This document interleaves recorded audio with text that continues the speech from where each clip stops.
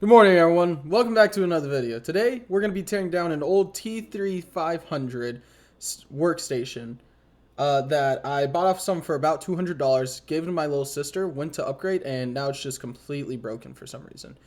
I have a theory that the issue is either in the power supply or one of the power cables, as I moved the cable and it just shut off abruptly and would not turn back on.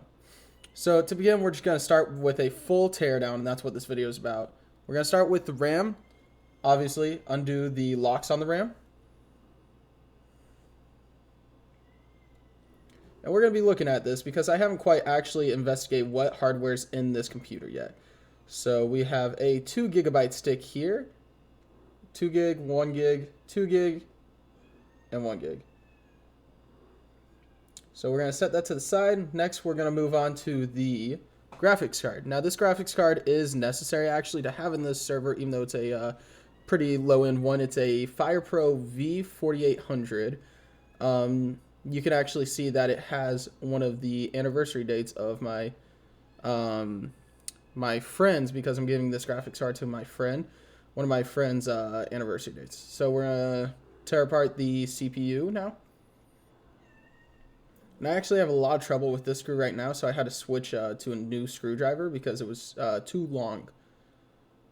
Or too far for my iFixit screwdriver.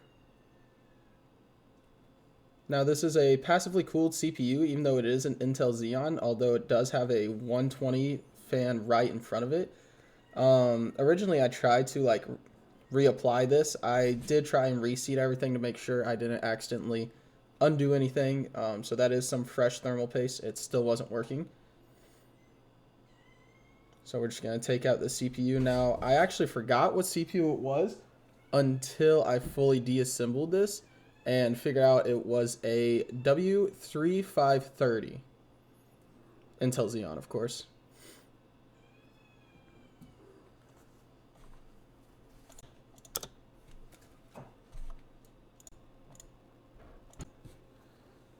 Now for the CPU, I'm also going to just set to the side for now. I had to clean it off.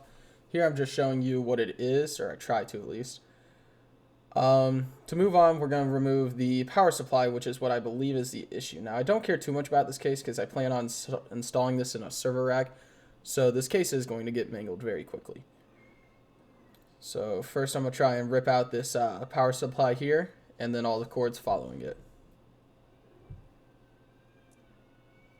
Set it aside as I do everything.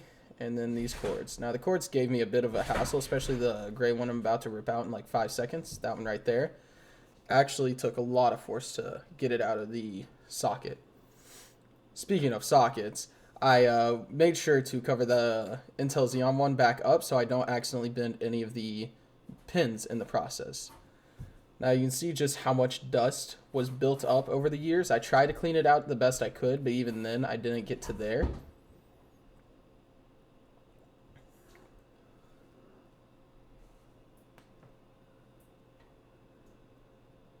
And now I'm just working on getting the motherboard out. I already done most of the screws and figured out that I couldn't do more of the screws without getting those fans out. So that's what I'm working on now. Now I did have to peel back this random coating because I don't have a screwdriver long enough to reach this one. I don't know what type of screwdrivers they expect normal consumers to have, or prosumers. So I had to just tear it back. Hurts my eyes to watch this. And finally, I could work on getting the motherboard out of there.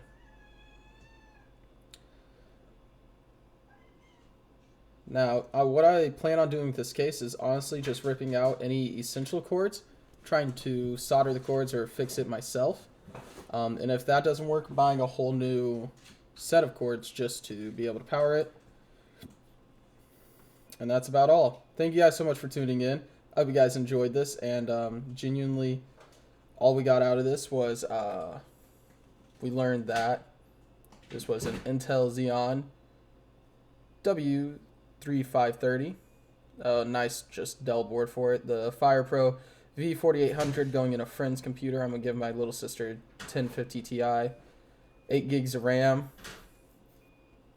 This crappy little Intel cooler I'm probably going to replace as well. And that was about it. Now, like I said, this is going to be going into a server rack. I gave my sister a separate computer, so I'm going to use this one for my personal workstation. I'm going to try and figure out what's wrong with these plugs here and hope that's the issue. That way I can just quickly fix it and hopefully just get a new power supply for it. But right now I don't have any 8 pins, and that is all I have. Thank you guys. And I hope you guys have a wonderful day. Sorry, I had to pause this like 5 times just because cats kept coming everywhere. These cats are going to drive me up the wall one day, I swear.